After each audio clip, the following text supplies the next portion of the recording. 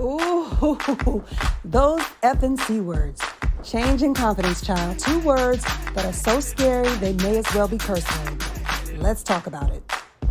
On this podcast, we'll share our stories about hardship and starting over, making professional pivots, ending relationships and friendships, and having the confidence to navigate change.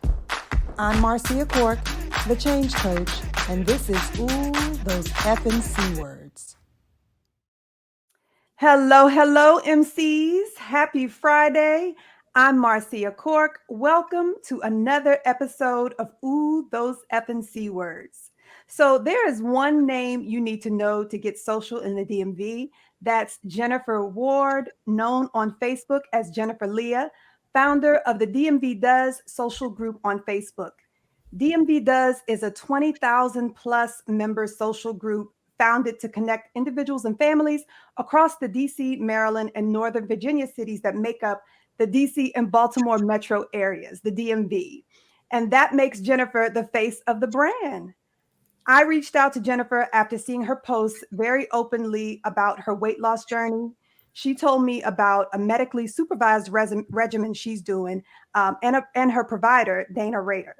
So Dana Rader is the owner of the Boutique Wellness and Medical Spa in Crofton, Maryland, just minutes from my house. So I'll be paying a visit there very soon. Dana is doctorally prepared, board certified family nurse practitioner with over 20 years experience as a healthcare provider. So today we're talking about change after weight loss or weight gain.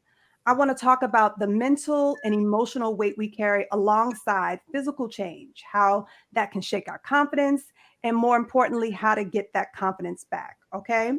So this is another conversation where thankfully we get to see both sides of the coin, as I like to say, because we're going to talk entrepreneurship, but we're also going to have some very relatable conversations about change in a way that we don't really talk about, related to weight gain, related to weight loss, to that being change and grief and a loss of identity. So it really is a bigger deal than it really is a bigger deal than any of us really ever want to admit. So we're going to have that conversation today. All right. Thank you, ladies, for joining me. I'm so excited we finally get to have this conversation. It's been some weeks in the making. So thank you for being here. Welcome to the show. Thank you for having us. Thank you for having me. So what we're going to do is, I think we're going to jump right into your story, Jennifer. We'll start with, just talking about weight loss, weight gain over the years. I don't know if you've done any yo-yoing. I know I have, and I'm not going to throw you out there alone. I'm going to share my story, alongside yours. So tell me about it. Does it start from childhood? Did it start in adulthood? Where does this weight loss journey begin for you? So let me just start by saying I used to be very active in the gym. I was very mindful of what I ate.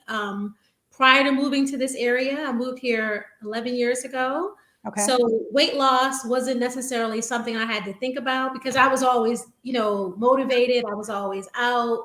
And I was around a lot more people who saw health and wellness as a priority. Okay. So I moved here, and what I will say is that adjusting to a new city and trying to add a new job, being social, all of that stuff. I would say that for me was why I gained weight. Then I've been in relationships and different experiences. So for me, I was always confident. It was just losing motivation to really. Lifestyle change. Lifestyle change and transitions in life and things like that. I do come from a family who has diabetes. My mom has diabetes. My grandmother, who recently passed, had diabetes. So for me, it was always in my brain to make sure you work out, make sure you eat well. Yeah. And then I would say 5 years ago when I started DMV Does, where I became a little bit more social. I was always out. I was always out eating and drinking and working late.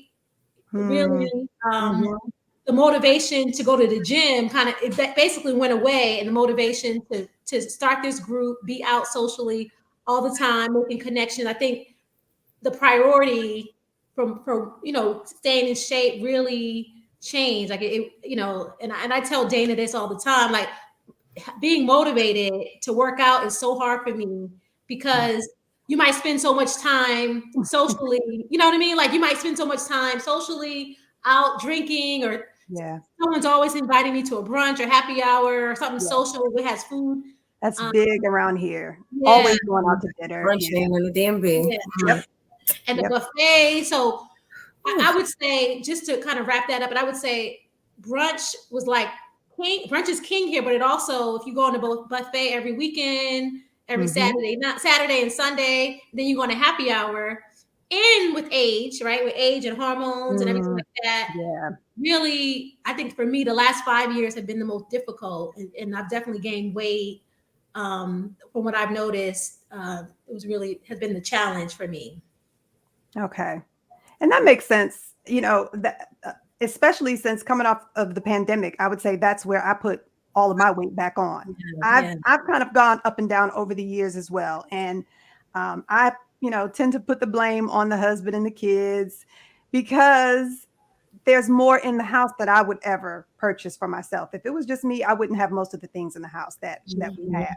But their snacks and his palate and the Yeah. stuff that he comes in the house with is I'm easily tempted. So I've struggled with it more over the past few years, but the pandemic Mhm. really just I gained about 35 pounds after Mhm. the pandemic. Not Yeah. during the pandemic. I was Yeah. actually losing weight from previous weight gain during the pandemic. Okay. And then afterward, the move, the readjusting once we got here, that's when it all kind of piled on. So I know lifestyle change can definitely do it. And that was probably what we were doing the most was ordering food. It was more Mhm. convenient to get it, Right. ordering food, curbside delivery. And that was the only thing that we could really enjoy, Yeah. right? Because we're not doing any of the things that we Right. used to do socially. So food was it. So yeah, I feel you on that. But Yeah. so okay, so more in adulthood. Yeah. I would say that's the case for me as well. Have you ever had, though, any negative thoughts or negative body image over the years, teenage years? Yeah, so I would say I went to all white school growing up, right? And I Mm, was skinny. So for me, the challenge was growing up in the hood, right? Growing up in the hood in the inner mhm, city, then going to all white school. So I looked more okay. like the girls I went to school with rather than the people in my The neighborhood. neighborhood. Mhm. So it's funny because I was like, I always wanted to be thick, because I wasn't thick. So I remember when I was in my, teenage and in my 20s, I was like, I want to Yeah, be thick because all the boys are looking at the girls who were thick because I didn't, yeah. I didn't have that, right?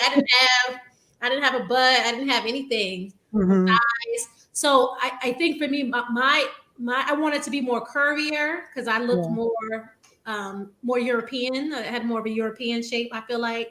okay. So yeah, I mean, what I will say, moving to the DMV was very helpful for me to see the different shapes and sizes with women of color, um, Mhm.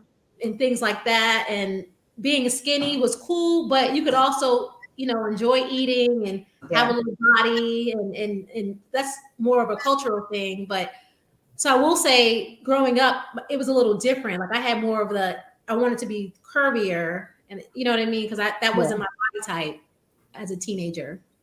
And if you don't mind, I want to have you jump on in too, Dana. Body confidence, body image. When did you become body conscious? What was that like for you growing up? So I actually had the opposite effect. I had struggled with my weight starting in middle school. Okay. It was a combination of hormones, going through puberty, Yeah. being more sedentary. I was pretty much a tomboy. Then I got into video games. I was a video game nerd. Okay. So sitting in a house playing video games, our parents at that time, food was a reward. So going out to the buffet every weekend, having enough money for us to get seconds. So it was eating more, doing less, and I gained weight. And so it came with the attention that I didn't want. Mm. So that I had the opposite effect. I started developing curves that I did not like, started Mm. developing attention from boys and unfortunately men, Yeah. which really made me very self-conscious about my body.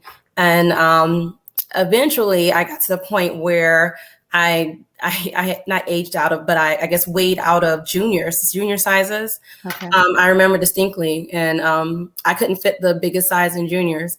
And my mom was like, well, you're going to have to come over and shop over with me, baby. And I was like, so if you know anything about the 90s and you know the women's section, there was nothing stylish for curvy women. Yeah. It was all mom jeans, denim vests, culottes. Yeah. There was nothing stylish in there. Definitely And very different today. exactly. Nothing that, a 13, 14-year-old wanted to wear to school. Right. So, I settled for sweatpants, sweatshirts, and I started my own, like, let me not eat seconds, let me start doing jumping jacks in my room. We didn't have, social media back then. So, I had to think about what I saw adults doing to lose weight, walking outside. And so, and how old were you?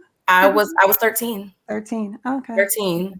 And so, from then on, I was very conscious about my body. I lost a lot of weight. I actually lost a little too much weight.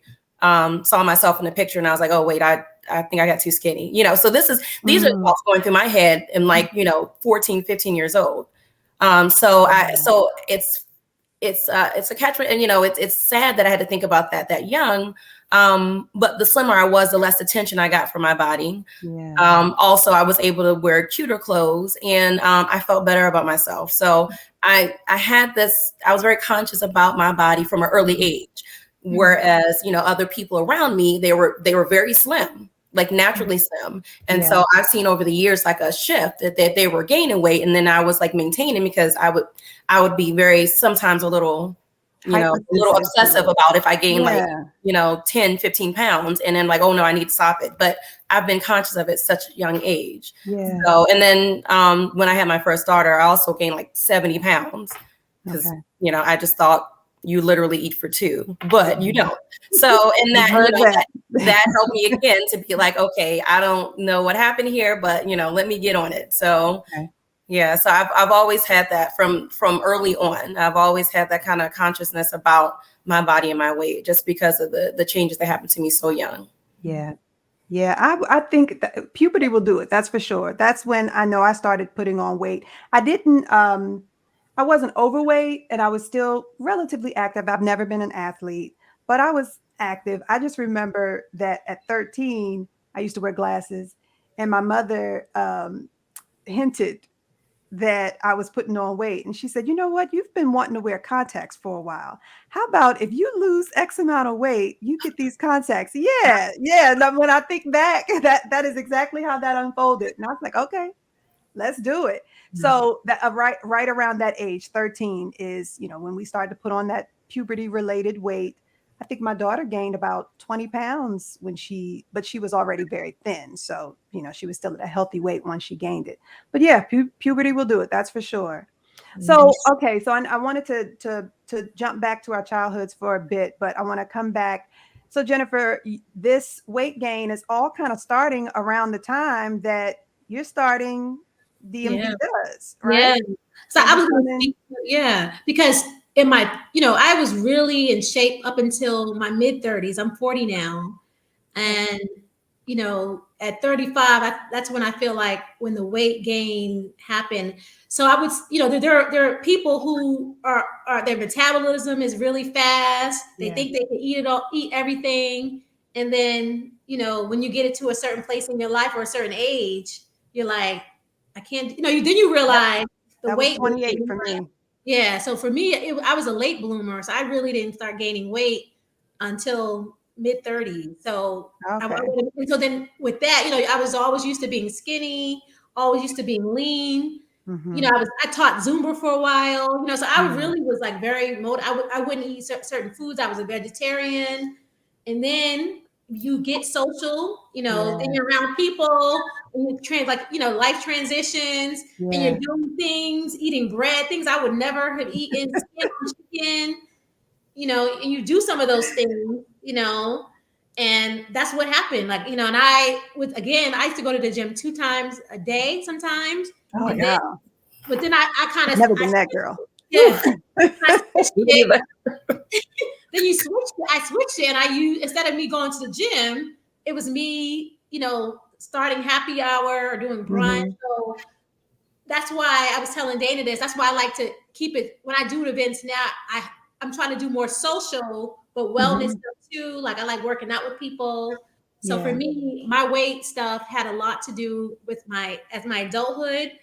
And for me, the negative experiences growing up was more, I was not curvy enough. I was not, so that was like my negative perception. Like I was not, I wasn't what the men wanted in my neighborhood because I was too skinny, or I looked like I had a white girl body. I've had comments, people say, you're a Black woman in a white girl's body or something like that. So I was more that stuff that I dealt with. Yeah.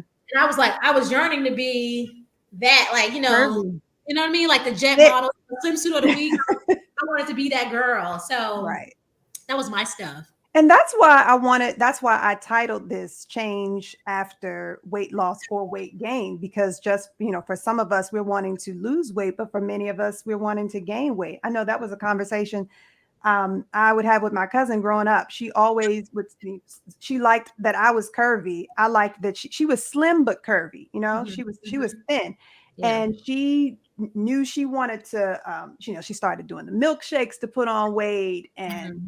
And I would tell her, you're going to regret that eventually. One day it's going to catch up with you. Yeah. And it did. So I want to talk about both of those things, weight loss and weight gain. Yeah. And so how did that impact you being the face of the brand? Because you are the face of the DMV Does brand. Yeah. So let me back up a little bit. So one thing about COVID, for me and for many of us in the group, people weren't able to go out to eat. We weren't able to do some of those things. Yeah. So at the beginning of COVID, we were doing a lot of walks. We were doing a lot of hiking. Okay. After work. So many of us were trying to lose weight and be social. But then, if that's not your thing and you really want to go back to being in the bars or the clubs or whatever, it's hard to do. Yes. At the same time, I feel like the conversation about weight loss is just so difficult because some people, with me, it was like, I want to lose weight, but I want to be social.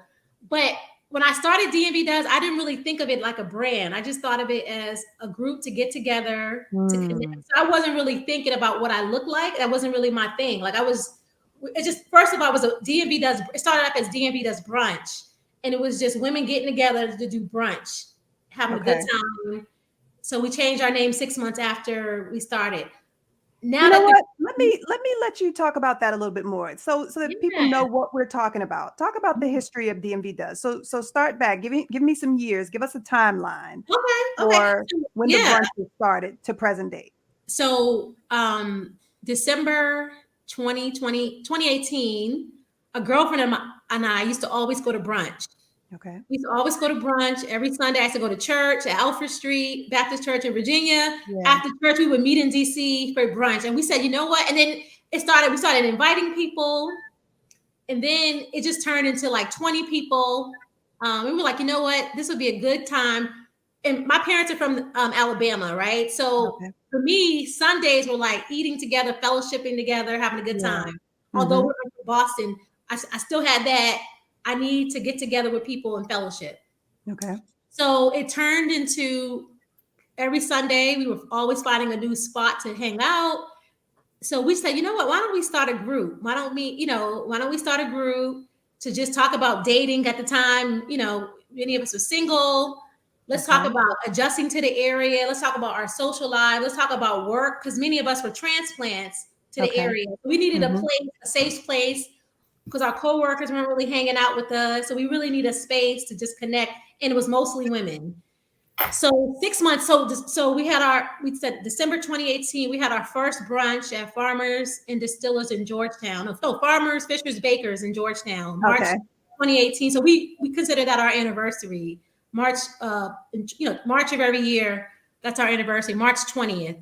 Okay. So it was just a group to connect, to get together, talk. And then the group kept growing, and it stopped being just brunch.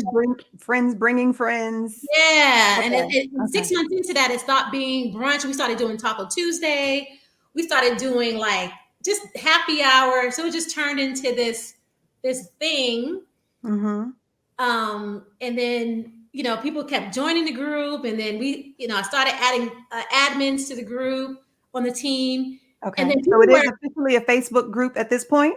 yeah, it's officially a Okay. Facebook group. Yeah. So it just turned into this huge thing that like this I just wanted a place because I knew how hard it was for me to transition to the area for people to just get together. And I Okay. feel like now we're one of the most sought out groups on Facebook, especially in the DMV, Yeah. to connect to people are doing business with the group. They're promoting their products, their services. People are hosting events, meetups. So people, or I'm new to the area and I have a question. Like I feel like Mhm. God put this vision in my heart, and it's like to see it happening every day, people connecting. And, Yeah. we're helping people sell out events, and like it's just like this thing, You're you know. connecting And people there's with the questions, questions. with health questions. I mean, it's just so like it's helpful not just socially, but like Yeah, overall health. People yeah, reach out for support, mental health. I yeah, mean, I to saw me, it's a someone, movement. yeah, yeah, I saw someone ask about their car getting repossessed yeah, and just asking for guidance to get to recover their car. Just yeah, all kinds of Legal, things. Yeah, yeah, legal it's amazing. advice. It's It's yeah. amazing. crazy. And And so when did it grow? When did it grow? Because you said this is 2018, so we're talking, a I couple would, of dozen yeah. women.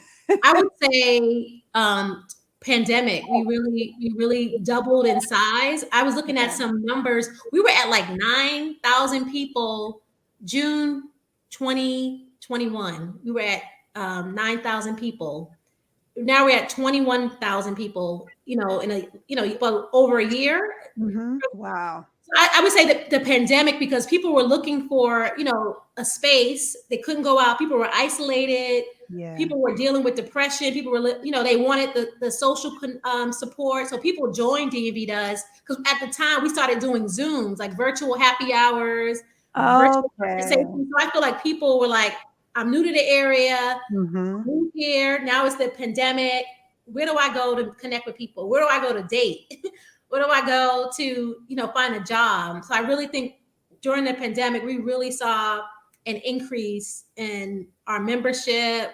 People just wanted to connect with people. They were, they couldn't be outside. We couldn't do happy hour. Yeah. So it was a place just to discuss what's going on, talk about your weekend, talk about business. It really turned into like this massive place for empowerment and connection. Yeah. And that's where we are today. Okay. Well, that makes more sense because now that makes sense for you to say you didn't intend to be the face of the brand. It wasn't a Absolutely not. brand at the time. It was really just a A few group. friends getting together for brunch and Yeah. then inviting friends and that growing. Right. So up and then I guess I wanted to say because I thought that maybe this was started, 2011, 2014, something like that. I Mhm. didn't know it was still relatively new. Yeah. So this was not quite not quite the way social media is now, where you have to be seen and heard. You're doing reels and all these types of just really having to be seen. So that Right. wasn't the case then. It was more just posts, Yep. just pictures and conversations and flyers of Right. probably some of your meetups and things Yep. like Word of that. mouth. Yeah. Okay. Word of mouth. Yeah. Yeah. Yep. Definitely. Or, if people connected with someone or connected with me, I feel like, once somebody met me or met other people on my team, they were sold. They were like, okay, I love it. I want to be down. And Yeah. some people I was already in other social groups. So some people and I kind of, they knew about the group, and some people just followed me over to my own group. Like we were a lot of us were in like bigger social groups that were kind of like ratchet or like, it was Okay. fun, Okay. entertainment. We kind of moved it over to doing stuff, like actually doing, fun connection, networking things. So there are people who were with me from day one Hmm. who came from other Okay. places. So now that brings us to present day then. And Ooh, now you are officially the face of the brand. good Lord Jesus. It's funny because um it's something that I struggle with because I don't see myself as the face of the brand. I just see Mhm, myself as the visionary. I wanted this thing and now it's big. mhm. I will say it has come with positive feedback, but it also has come with negative feedback because Talk about when it. I started to gain weight, people noticed that. Like people like, oh, she's not as whatever or if I'm not polished, or my hair's not done, or if, if somebody sees me in that light, it could be taken the wrong way, or people could drag me, and which has happened. This is precisely what I'm talking about. Yeah, like the body shaming and all that other stuff. So it really, I think, and when I talk with other people who have massive platforms, or it just comes with the territory, unfortunately. Unfortunately. Like, because some people are mean. Like, some people are mean, or now that the group has grown so big, I have to make hard decisions. I have to remove people from the group. I have to manage the group. I have to moderate things. So that can make people angry too, right? So it's come with, she thinks she's all that, she thinks she's not that cute, or whatever it is. But I think, at first when you experience it, it's very like, wow, you're like, oh my God, I can't believe that happened to me. But like after a while, you're like, it just comes with the territory. These people don't know you. They haven't connected with you in that way. And, there are going to be people who are going to be upset or angry, or there are people in the group for the wrong reason, or, their angle isn't my angle, and that's okay. So you really, when you have a platform this big, you really have to have tough skin. Yeah. Unfortunately. And you really, and at the same time, you got to be on your P's and Q's. Like, you got to be like tight. And that's why working with Dana for me was like, I don't have the motivation necessarily to work out, but I believe in, anything that's medically supervised. I really believe health. If that's going to help me get to where I need to go, initially, then we can add on the other stuff. We can add on the fitness. We can add on the gym stuff as we go. But that's why it's very important. And I turned 40 in July. I really had to, I'm 40 now. I'm planning a wedding. I really got to get this tight. Like, I really got to be, my hair got to be tight. My body got to be tight. Because not only are there people watching me, but there are people who are using, basically motivated by my story, or motivated by the group. Absolutely. You're an example. Yeah. That's how we connected. Yeah. That's how we connected. I was new to the group, literally probably not even 2 weeks. And I saw that post.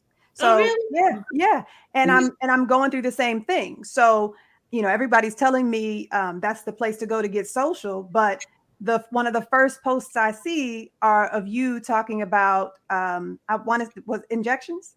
Yeah. Is that what okay. And I was like, wow, no, you didn't say injections yet. You just talked about the weight loss. Yes. And that's what made me ask you, because you said medically supervised. So I thought it was Ideal Protein. Do you remember that? I reached out and asked. I've heard of Ideal Protein. Yeah, because that's what I did. And I was successful with Ideal. Now, it really required some discipline, but it worked. And the weight came off the way that they said it would. So when you mentioned your success, that's the first thing I thought of. And my clinic closed. So I thought, okay, she knows where to go. let me ask her. So I reached out to you about that. So now that brings us full circle now. So tell me about your relationship with Dana. How did you two connect? I'm assuming through the group, but tell me how. So her fiance and I have known each other for years, and he and I did not meet until I think we were socially connected on Facebook, but we hadn't met. And I believe he came to a couple events, and then that's when we really connected. He was always very supportive of D&D Does. And then he brought Dana to an event. So he brought Dana to an event, and that's and when he would post her, I was like, oh, she's beautiful. I would like, encourage him.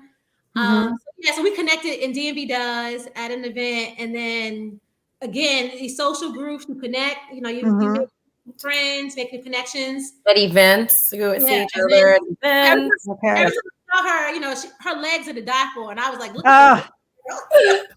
I already have leg envy, because that's when we talk about the things that we don't like about ourselves. It's my leg, so I always have leg envy. So then her fiance came. He does a landscaping business, and so he came out and he did a couple members in the groups. Their landscaping, and then he came and to the house here, and I was like, anything I could do to support you or from her, and we've been connected ever since.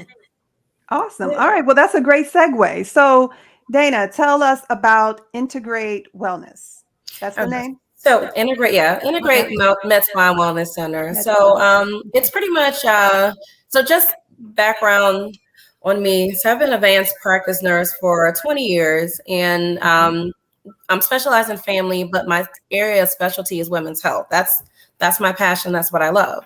Okay. So over the years, I mean, I kind of knew that I wanted to do my own practice because I just wanted to be able to care for patients in my way. I wanted to have more control of my schedule, more control of what I offered, what I did for my patients. Because I'm a personable person, and I connect with my patients, and I've had patients that have followed me for years, for over the last decade, to multiple places, just because I really enjoy like helping people. I really enjoy helping people get better, be healthy, be happy.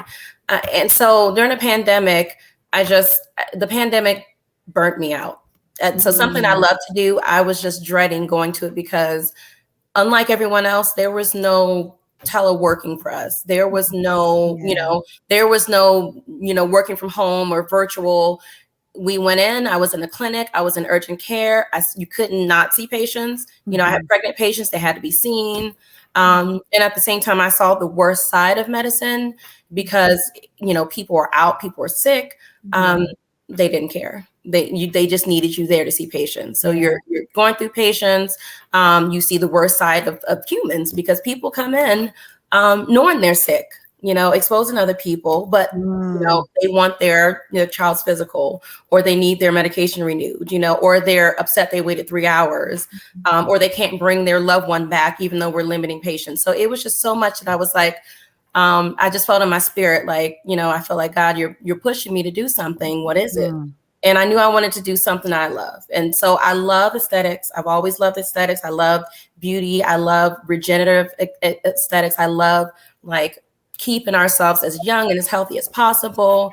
I've been using like eye cream since like 25 because I thought about wrinkles in my 20s. I thought about, maintaining my weight. I wanted to make sure that, when I look good, I want to look like, Angela Bassett. I want to look like, Tina Turner. I want to look like somebody that they're like, oh, wow, I don't believe you're 70. And I wanted to feel good. I didn't want to have that phase and then, just not be able to live life and be active. So I started it more like a concierge, like just people either coming to my home, we go into their homes. I'm doing things here and there, but I knew that weight loss, I needed to incorporate that because one, that's my passion. I know the struggle.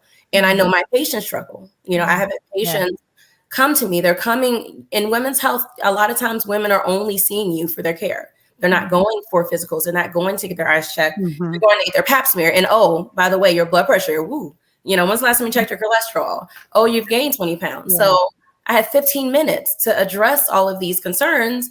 And the main concern I've seen over the years is everybody's gaining weight. People with PCOS. Pregnancy, birth control, and of course perimenopause and menopause. Weight gain is a huge issue in the United States and disproportionately in communities of color, African American and Latino communities. So it's something that I try to incorporate. I know my patients don't like that, but I try to incorporate because I don't want to shame them, but I want them to pay attention because I want them to be healthy. And I know that 5 pounds turns to 10 pounds, turns to 20 pounds. Absolutely. I've seen them. Did you notice a lot more post-pandemic? Oh my gosh, the pandemic did a number on all of us. A combination of stress, not being able to go out, not being able. For me, I wasn't able to go to the gym as usual, and then when it was cold.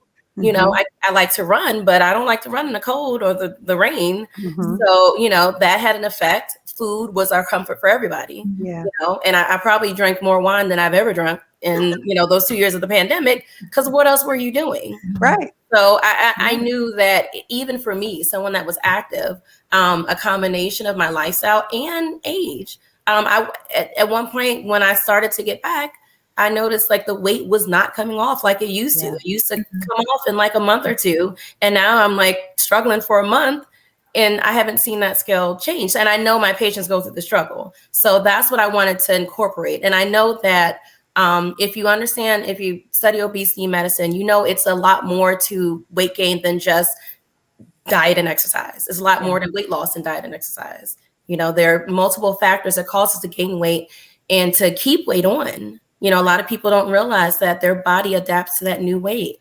And so you try to lose weight, your body's trying to keep you at your higher weight. So you're doing double the work just to get back to the higher weight. So it's a struggle, which again causes a lot of issues, you know, mentally. Their motivation is sapped and people give up.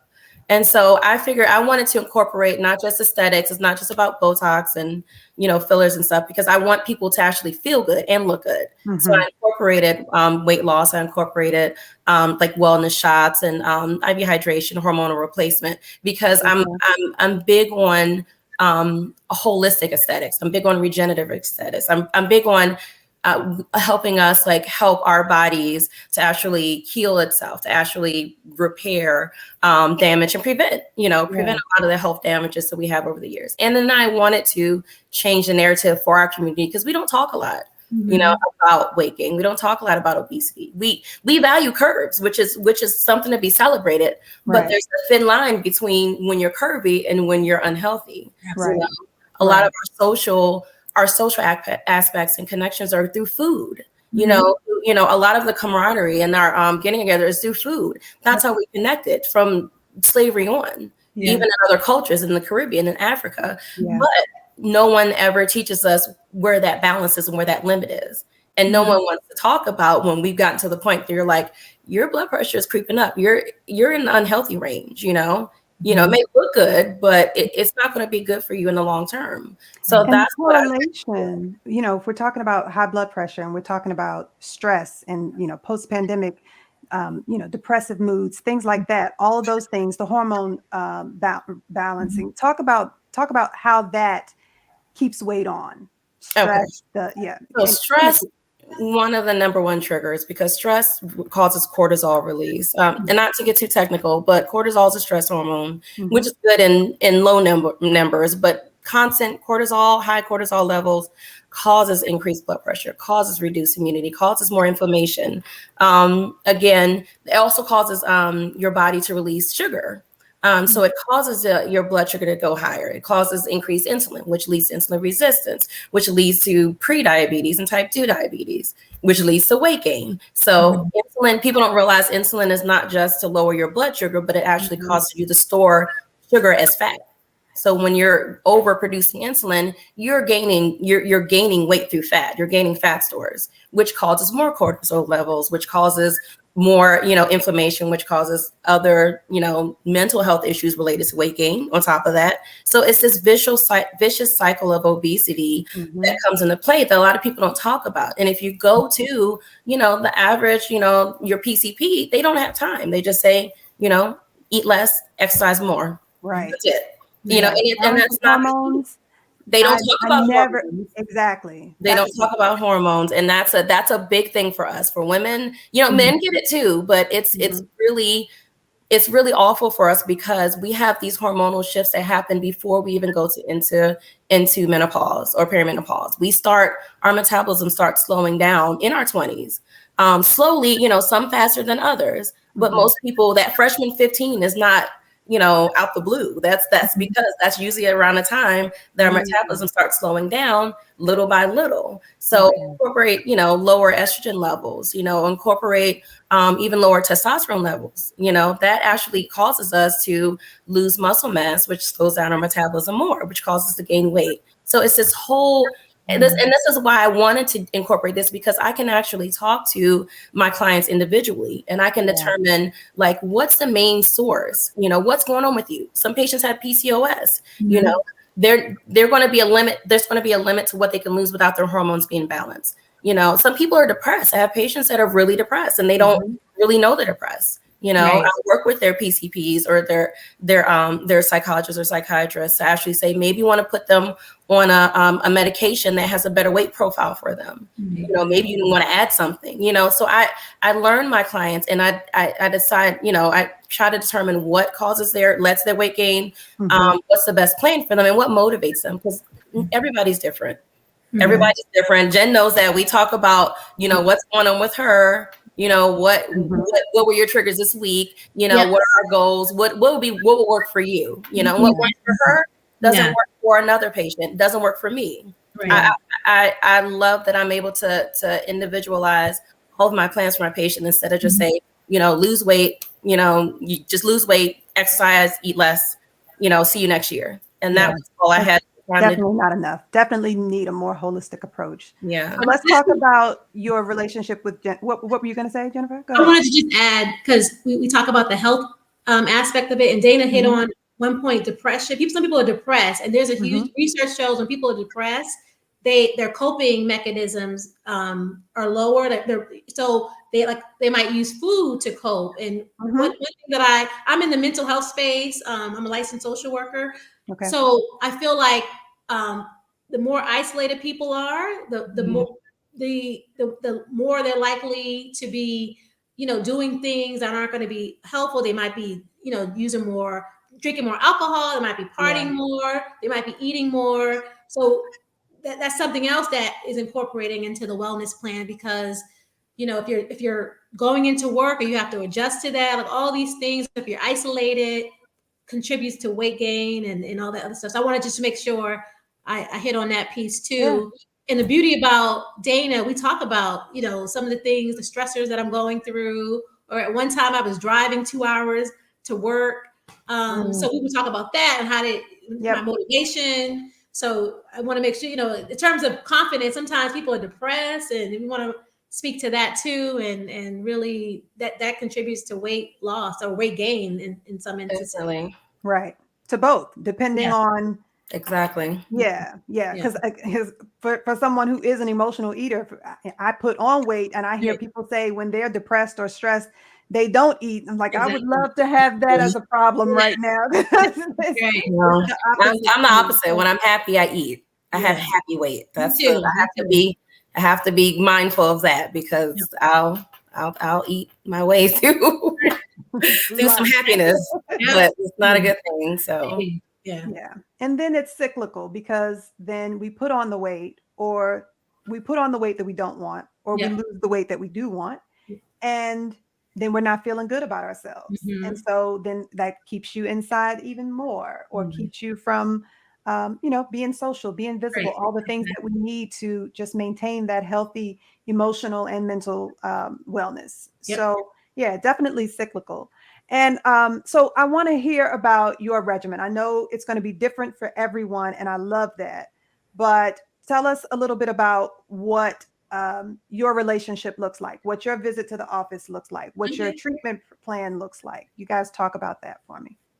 So I see Dana every week. Usually it's a Friday or Saturday. So I go in, we do my weight, like a weight check-in. We do my blood pressure, I think. And then we just start talking about just different things, what goals that I meet, what things were a challenge. So it's more of a conversation first. It's more, getting the vitals, and then getting, the things, some of my goals, kind of reviewing those. Okay. And then we go into the shots. I can't speak to what the shots are. I don't know what they are.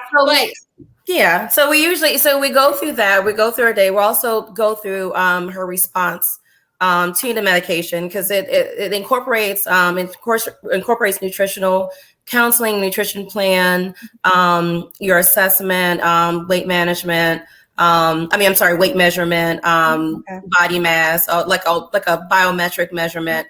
And then it incorporates like nutrition, vitamin support, and medication to actually help for appetite control, to control cravings, actually help with metabolism, like support your metabolism. So I have to go through everything with her. I have to go through her week, how well she did. We go back on our goals. I have to see her response to the medication to see if we're going to be adjusting it up or down.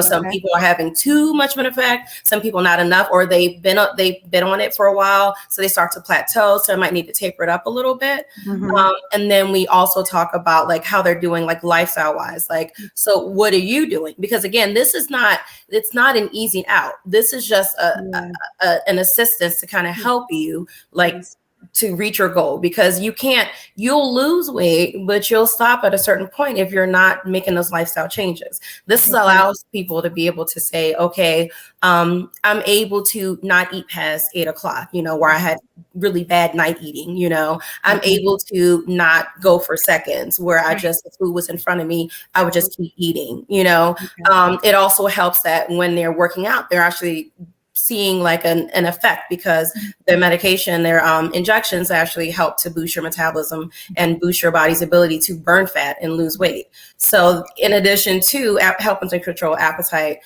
if they're working out like they should, or not even not should, but if they're actually doing some physical activity, they'll notice a change in that scale, because these medications are helping kind of to reset her metabolism back to where it was, 10 years ago. Okay. So is this hormone balance? It is actually a hormone. It's actually a metabolism and appetite hormone. So originally it was, they used it was like a newer diabetic or diabetes medication, that they realized that patients were having the added benefit of actually losing weight. So they modified it from an oral to an injection, and from a daily injection to a weekly injection, and then approved it for weight management. So they modified a little bit so that it's not, because it was used as an adjunct to diabetes. So it wasn't really like lowering blood sugar, but it was helping the other medications. But it actually was causing people to have less cravings, because it was working on their reward center of their brain. It was slowing how quickly their stomach emptied, so that they felt full longer and not were hungry within an hour. So they modified it, and not for diabetes management, but for weight management. So the dosage is different. The formulation is slightly different, but it's one of the newer ones, and it's actually one of the most effective ones out of all the weight loss medication. So they're the ones that I use their weekly injections. Some people it's an inconvenience, but for me, we need that face to face. I want you to see the scale, because it motivates people. It's very motivating. See that scale going down, even they feel like they didn't do as well as they thought they did, and they see it still going down. Then people are like, I'm going to start walking this week. I'm going to do this. It keeps going, because nothing saps that motivation as to putting in all of this work and not seeing that scale budge, and you did everything right. Yeah. So I can speak to that too. I mean, even though, so I did the Ideal program, and this was before the pandemic that I did it. So I could go in every Saturday and get weighed and get measured. And so there was this, just real accountability, because I knew I had to face them every week. And I wanted to see, I think I wanted to see success. I wanted them to be pleased as well. So as much as I wanted it for myself, I wanted the reward. I wanted the applause. Like, yes, you're doing it. I have one of my clients, she said, I'm motivated by shame. So I come in here and I want to see the scale go down. So you don't look at me with those eyes. And I'm always positive, because it's a process. You're changing habits that you've developed over years, and it's going to take a while. The goal of this is for sustainable weight loss. It's not a crash diet. It's not a, lose weight for a wedding and then get off of it. I want you to develop habits that you're going to keep for a lifetime. And eventually, if people gain weight, they'll eventually gain weight over the years, because that's how our metabolism works. Unfortunately, physiological changes happen that everything starts to slow down over the years. But, can you go back on it? You can definitely go back. Are there changes that you've made within you mentally, physically, in your schedule that's going to keep you from gaining a whole bunch of weight, and also going to give you the tools to be able to go back and say, okay, I know what I need to do. I started to gain 5 pounds. Let me, tweak my diet a little bit. Let me cut back on these, simple carbs or this extra wine I was drinking. And, you're more cognizant of what you're taking in and what you're doing. And so that helps you manage it for the long term. And that's really what I'm here for. Okay. So are there conversations, that initial visit, when they go in, are there conversations about meal planning, about nutrition, about, more discipline? Is there journaling? We do. I have patients. Yeah, so I have patients using apps. Some are very good about using them. Some of them don't. So, but I know everybody's different. So I'm more gentle, encouraging. I'm not about battering people, because I know how hard it is to get motivated to get to that point. But once you get it, you'll do it. So you do have an app. You are supposed to track your meals. Some people are they work well by having a rigid diet plan, which I do provide. Like you have recipes, daily recipes. You'll know which, and some people just want a guide, and I have that as well. Some people want a guide of what they can and can't eat, and and they want to do it themselves because they only like certain foods. So I have that option for both. Whatever clients. And then I also have some that I'm like, we're going to start off stricter, and then we're going to be loosen up a little bit once you get closer to your goal weight, or we're going to ease you into this because that's not your ministry. You're just not good at, tracking what you eat. So I'm going to ease you into this. Okay. And then the next month we're going to get on a more strict regimen because everybody's different. I'm a firm believer that everything doesn't apply. At 20 years, I know that my patients are motivated by different things. My technique, my style, my plan, I have to involve my patients with that because I can put all this work into it. If it's not for them, if it doesn't work for their lifestyle, or how they see their journey in health, they're not going to do it. So I know that I need to incorporate this with them together. And I feel like that patients are more eventually, even the slow, responders, once they start seeing that they're getting that weight, they trust me over the time, they start getting motivated I had one client who lost 30 pounds, didn't do anything. Yeah. After that 30 pounds, though, by that third month, he started going back to the gym and he gained weight during the pandemic. He was like, I feel I want to start bulking up. Like it motivated him. It took him out of that funk that he had been in from having to be active and play football to having to do school online. So I'm a firm believer in this program. I know it works, and I'm a firm believer that we all have it in us. We just have to find out how it works best for us. What style works best for us, and then go with it. And what are you finding other people come in for? Since we're having this conversation about body confidence, what other services do you provide that attract people and help boost self-esteem, or what are the other reasons people make their way to your office? So a lot of people go. So like I said, I deal in women's health. I have a lot of patients with PCOS, and they have hair growth. I'm sorry, polycystic ovarian syndrome. Okay. And it's a hormonal syndrome that they deal with long term, but it causes weight gain, it causes infertility, and it causes an imbalance of hormones. It causes like hair growth. So I have patients come in for that. I do painless laser hair removal. So they come in for that because they're either tired of the waxing, or the waxing causes like darkening areas. So they get the laser hair removal, and it's painless. So they don't want to do the traditional lasers. I have patients come in a lot for like skin changes. So hormones, adult acne, birth control. I have a lot of patients come in with skin issues. So I do provide medical skin care with the ZO Skin Health. Fortunately for my patients, because I deal with mostly people of color, wrinkles aren't that big of an issue, but skin discoloration are. So, actually having peels, chemical peels to kind of reset, brighten the skin, skin brightening creams that are, that actually help with skin discoloration. So they come in for that. And then a lot of we have a lot of other things with aging, like dark circles and like, I guess like a loss of like collagen in our face. So I also do like cosmetic threads for like under eyes, for lifts under the chin, so it's multiple things. Most people come in for weight gain, but then they notice like, oh, I do want to do some of these dark circles. I'm like, what is this? I've been breaking out. Can I do this? Can I do this pill? I'm like, just let me know when you want to do this pill, because there are a lot of other hormonal issues with weight gain. So hormones cause other problems with our skin, problems with hair loss, hair gain, hair growth. So there are other things, other issues than the one-offs of the people that are coming in for hangover IVs. So that's always sporadic. People don't plan to come in for a hangover, but they'll come in for it. So hangover IVs. Yeah, I've heard of those. It's the B12 infusions or something like that. Yeah, it's B12, magnesium. There's some other thing. There's some immunity infusions too for I've seen that more too during the flu season and stuff. People come on for the immunity boost shots. So they do come. So I'd like to incorporate, like I said, I feel like it's not about looking good, but it's about feeling good, actually internal and out. So it's no point your face is tight, and your blood pressure is, 180 over 100. It's no point, you looking good, but then you're not fitting right in your clothes. Like your face looks good, you don't have a wrinkle on it, but the rest of you is jacked up. So I'm like, I'm a firm believer in like holistic aesthetics. Mm-hmm. So, I wanted to offer services that can deal with multiple issues of aesthetics and what you feel like is beautiful to you, how you feel beautiful.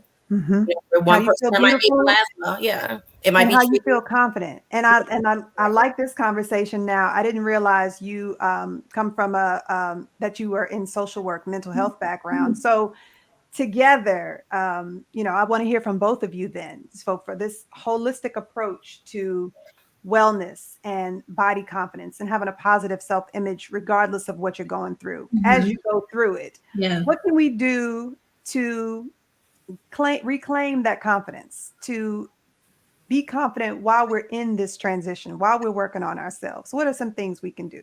So one of the things I share, and I've said this in a previous episode too, shout out to Crystal and Divas and Dolls. I took pole dancing. Hey. Yeah. And it was for nothing more. I wasn't trying to be a dancer. I didn't even want to get really, really good at it. It was really just about still feeling sensual and feeling confident and kind of dominating, the room, the space I'm in while I'm going through what I'm going through. So things like that. What can we do to still feel good about ourselves, still feel sexy, still feel, like the amazing women we are, the baddies we are, in spite of not feeling our best body-wise? So for me, I would say just having, being realistic and just taking things day by day. For me, I remember when I went in to see Dana, the first thing I remember from a booklet she gave me was the intermittent fasting. And I just remember, for me, seeing that and like that's a goal that I could do, something I can incorporate into my life. And then as I check off that goal and I'm meal prepping, for me that was like my practical thing that I could do. So when I checked that goal off, I was like, yes, it made me more confident.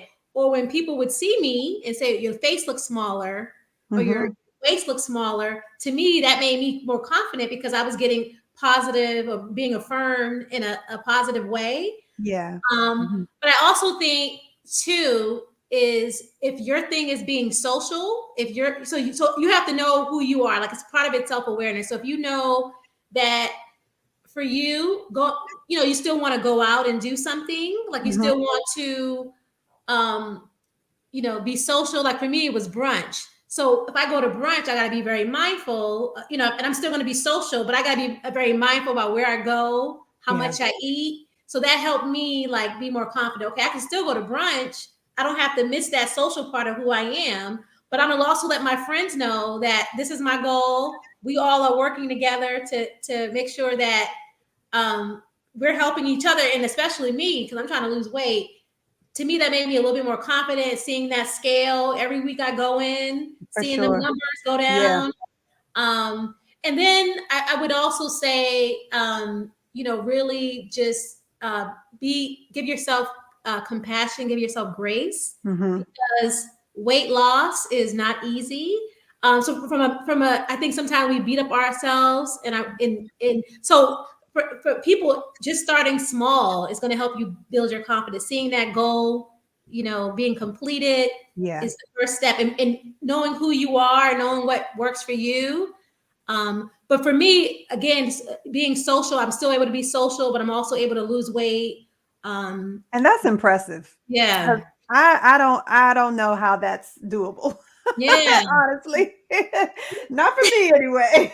So I also have a meal. Go out and enjoy brunches, and I don't do it as much. So I've had to I can't do it every weekend like I used to. And I also have a meal prep person who prepares meals for me. So I had to tell her, hey, instead of rice, can you put cauliflower in there, or can you put more vegetables?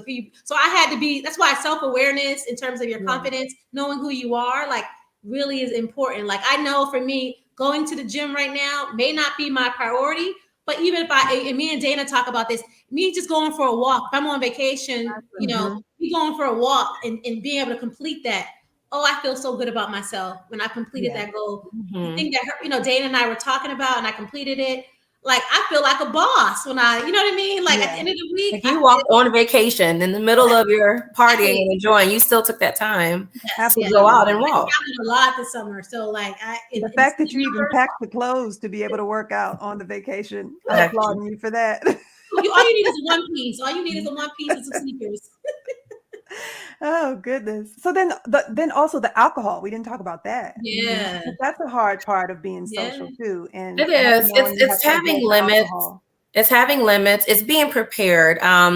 If you're managing your weight, you can enjoy, like you don't have to be, which is why I'm not very strict with what I the plan that I give out, because I feel like if you're too strict, as soon as you let up, you're just going to go all the way left. Yeah. So I'm like, you can have alcohol, you know, you might want to not do it the first month, but you can incorporate it and you got to limit it. You know, if you're going to have wine, you're going to have red wine. You're not going to have, you know, sangria. You're not going to have Moscato. You know, you're not going to have sweet wine. You're going to have red wine. If you're going to have liquor, you're going to have vodka, or you're going to have unflavored tequila, and you're going to mix it with a spritzer, or you can mix it with a Diet Coke. It doesn't matter. It's just the lowest calories you can have it. You can have two, be prepared in your head. Like, this is what I'm going to have. And that's it. You look ahead at the menus when you go brunching or you go out to eat, look at the menu and see what you can have as an alternative. You can have some steak, and you can have, like Jen said, you can have like cauliflower rice or roasted Brussels sprouts instead of a baked potato. And you can eat and be full and not sacrifice flavor for that. But she plans ahead. She thinks about what she's doing and saying, I'm going to go out, but let me look and see what's there for me. Oh, okay, I'm going to have this and that. And then you're not tempted. Right. You know, you already have a game plan. I can't do happy hour. Like I used to be at a happy hour every night. Not every night, but you know, at least 3 to 4 times a week. I just can't do that anymore. I have to be very realistic. You know, if I'm going to have a glass of wine, it's going to be at home, if that, or wait till the weekend and, you know, do my thing. So I've had to be very, you know, I have to know myself, you know, and hey, I'm selfish. I'm not going to do that tonight. Or, you know, can we go walking instead of going to happy hour? So I've been very intentional about that too. So just knowing that's myself. important. What you're saying right now, the emotional support, being able to communicate to your friends what you need to do, and they be supportive instead of, oh, come on, you can do it this one night, or you know, that sort of thing. People side eye you when you say you're not going to drink. You know, or family, because family like to, you know, I have a, you know, Caribbean influence. My fiance's Caribbean, and they like a lot of rice and like to eat. I just can't do that. I can't. Like so. And then another thing. Go ahead. I was going to say, just to go back when you were saying, what can you do to make yourself feel better? I find doing things for yourself, because we as women, we tend to do things for everyone else and we forget about ourselves.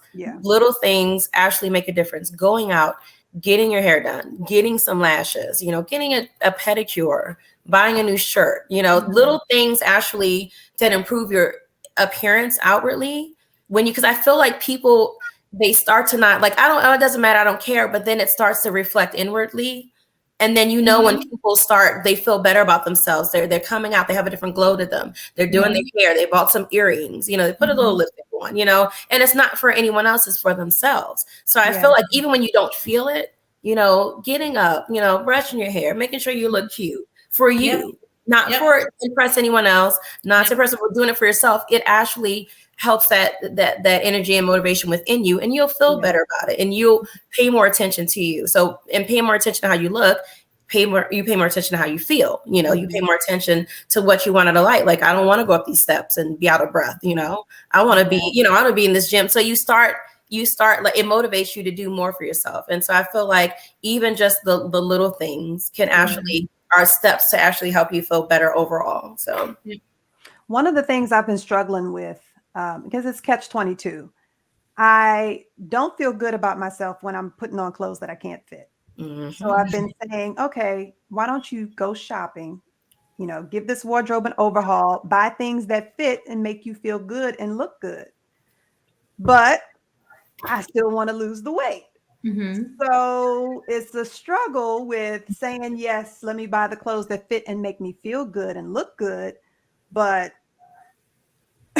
it's not where you want to be. Into my own thing. It's not where you want to be. So, and that's key, because it's like, if that's not really your goal, it's just a quick fix. It's a Band-Aid on an issue. You really haven't addressed what was the real problem. Was it was there, you're not where you used to be. You know, what that looks like for you is different for everybody. But if you're like, I'm used to being, you know, a size 10 and I'm a size 16, you know, or I'm used to being a size 16 and I'm a size 24, whatever. I'm used to being an 8, whatever looks good for you. Buying new clothes is just another fix, you know? So it still doesn't, it's a temporary fix and it's a temporary feel good.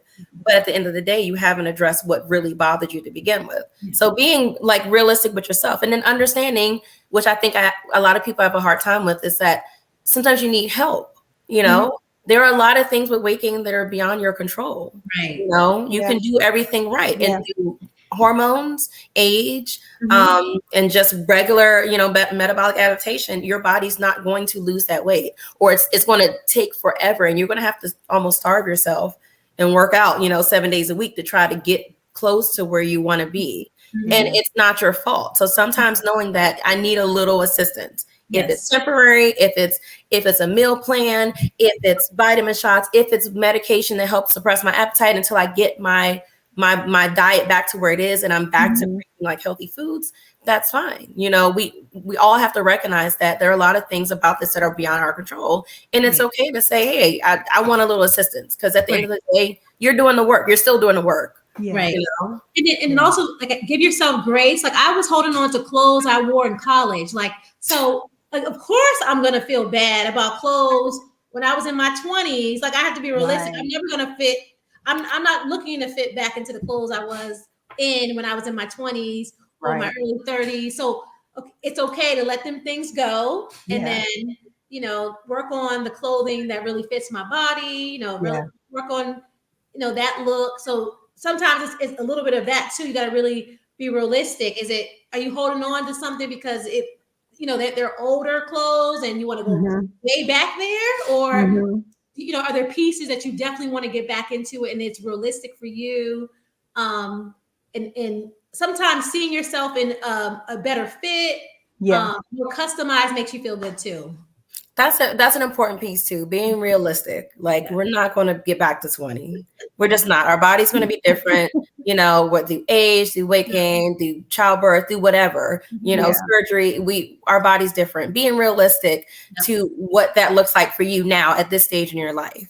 You know, some people are trying to get back. And I mean, we've talked about this, Jen, where you wanted to with your goal. I was like, I don't think that's going to look good on you now. I was like, I don't know, maybe that's what you were thinking of when you were 20, but I think you're just going to go ahead if we go down to there. Like, I don't think it's going, I think it's going to look as good as you think it's going to look. Because in your mind, you're still there. Being realistic, you can get this weight and you'll be the bomb, and you'll still have your curves, and you'll be healthy, which is more important out of all of this, is you'll be healthy, you know? So it's being realistic with that, and then being realistic with, you know, when my clients like, this is a good goal for you, or this is a good starting goal. Let's start here, and then we'll reevaluate. Once you get those first 30 pounds, we'll go again. You know, let's see if you want to go more, or what else do we need to do. But being realistic helps people not judge themselves harshly, because when you feel like I need to be there and I'm nowhere near that negative self-talk is even more detrimental. I had to throw them clothes away, girl. I had to throw them clothes away.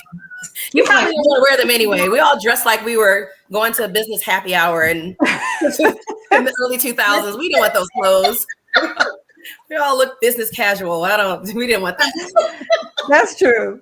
Looking good. This is definitely like, when I think about the stuff that I want to put on, because they still accentuate the things that I like about my body. Like, don't get me wrong. If I stand in front of the right mirror, I don't even want to lose weight someday. Right. Exactly. In front of the right mirror, but that wrong mirror makes you want to change your ways. So there are some outfits, like a lot of my bodysuits, you know, when I see the length of my legs, like I've always liked having really long legs, and to see, you know, my curves, to see the hips and those things, I can wear those I can go up and down probably 4 sizes and still wear those. So maybe I buy more of those. Exactly. Transition pieces is what we'll honor and value what you love about yourself. You know what I'm saying? Remember that too. Yeah. Well, ladies, I could go on and on. I think I could pick both of your brains all night long, but let's at least let people reach out to you if they have questions. Jennifer, you've been really open about your journey, so Yeah, maybe they can pick your brain. absolutely. Why don't you guys share the ways that people can connect with you and where they can find you? Oh, okay. So I am Jennifer Leah on Facebook. I'm Genuine Solutions on Instagram. So Okay. JENNUINE Solutions. And Okay. then people can always get me on DMV Does in the Facebook group, on our page, on our Instagram, DMV Does, DOES, DMV DOES. So you can reach me. Okay. I'm always on my phone. You can always, I'm very transparent, I'm very upfront. So you can, Sharing. no question is offensive to me, and Yeah. anything that can help someone else, I'm here to do it. So I appreciate that. Yeah, you responded instantly. So And are you also in DMV Does? I know she I said your am. I'm husband. in DMV Does. My Okay. Facebook name is Dana A. Green. Okay. I keep my maiden name because sometimes patients are very vigilant about. I've been practicing for a long time, Yeah. so sometimes I can't connect with all of my patients because they send inappropriate questions through Facebook when they should be sending at the clinic. But I'm also there, so I don't. So that's my primary care clinic, but. Dana A. Green on Facebook. I have Integrate Med Spa, which is the business page. I'm Dr. Dana NP on Instagram. Okay. I'm the Libra Aesthetic on TikTok. So I have a TikTok page, and then the website is www.integratemedspa.com, and that's INTEGR and the number 8 medspa.com. I have a reach out to us, connect with us. You can send there if you have questions about, hey, I want to know more about this, or I want to schedule like this. You can send it right through there. My front desk person is very responsive. I'm bad about social media just because I'm so busy. Probably better through Instagram than Facebook, but I will eventually reach out to you. And then I probably need a social media person because I'm also with the Air National Guard, so I'm all over the place. So I just haven't been on social media as much. But you can reach me through all of that. I will get back one way or another. And I love talking about aesthetics. I love talking about women's health. I love talking about weight loss. So I'm very open about anything. I just love educating, and I love empowering women. And that's just what I went into this field for. Yeah. So. Thank you. Well, where's the facility located? Be sure So my clinic is actually located in Crofton, Maryland, right off of Route 3. It's 2411 Crofton Lane, Suite 25A in Crofton, Maryland. Okay. So right on the border of Anne Arundel and PG. So I'm right in between. And again, it's usually appointment only. I'm there on the weekends, but I usually have appointments before. But people can walk in if they have questions, and certain simple things I can, like vitamin shots or IVs. I do walk-ins, but other things, of course, I need appointments or consults for. But I also do virtual consults as well. So if you have questions about things, I'll do a virtual without you having to come in if you're not sure if it's right for you. And they're complimentary, so there's no cost. Okay. All right. And you said that's through the appointments? Yeah, so that you can call or you can go through www.integratemedspa.com and then put in book with us, and then they'll reach right out and they'll ask you what date or time, or they'll call you if you prefer. And then you just set up a virtual consult with me, and we'll just like this, we'll go through whatever what are you looking for, what I have, and whether you're a good candidate and whether it's right for you. Perfect. The beauty of social media, to make these connections. Like, I would not have been where I am today if I didn't connect with Dana. So the beauty of social media. But I'm so glad I could. Like I said, the beauty of DMV is that Jenna stayed true to her vision of being positive and being all inclusive and connecting people. And I think that has contributed to the success of it, because it's definitely a genuine group. It's different from anything from social media. It's a purpose in it, and it's a very positive overall message or agenda with the group that I love. It's going to rub some people the wrong way, but that's social media. But they're also not the people that you want to, at least not who I want to connect with. So It's a very controlled environment. I was very impressed. Yeah, but I mean, it's very positive. And so I think even through anything you're looking for, pretty much you can get through there. It's there. And all that started with a couple dozen women Just having brunch on the weekend. And talking. The magic of women and Black women. Let's eat. Well, is there anything else you guys want to conclude with that I haven't covered or asked? Go ahead and share. I think we've covered a lot. I think, I just, want to put out the importance of people looking and feeling good at whatever that means to you. It's not the standard of everyone. I think we have a lot of unrealistic expectations with social media and all of these body images that are not attainable. But I think everybody doing what's right for you, what feels good in your mind, I think that's more important, than trying to attain to these, aspire to these unattainable standards. Yeah. So, and I'm glad you have a forum like this that we're, encouraging and empowering people across different aspects of their life. So thank you so much. I much. also would say, from a social and personal standpoint, take risks. Like, life is too short. I work with patients who are 6 months, they're going to pass away in 6 months at the end stage of life. So you have to take risks. You have to, whether that's taking a risk with your weight loss, being social, making new connections, do that. That helps you with your confidence. That helps you realize what you're able to do. So go ahead and do that, because life is definitely too short. Life is too short. That's for sure. Yeah. Thank you. Thank you both. Jen, thank you for being so transparent with your journey. I will be following you and staying inspired. Hey. And I'm committed to getting these pounds off too. So I'll keep you. We'll do it together. We'll do it together. All of us will. Trust me. Perfect. Thank you, ladies, so much. I'm going to let you get back to your lives. Thank you for having us. Thank you for having us. And I'll see you next week. I'm coming to get that cream. Just reach out. I'll give you my number directly. All right.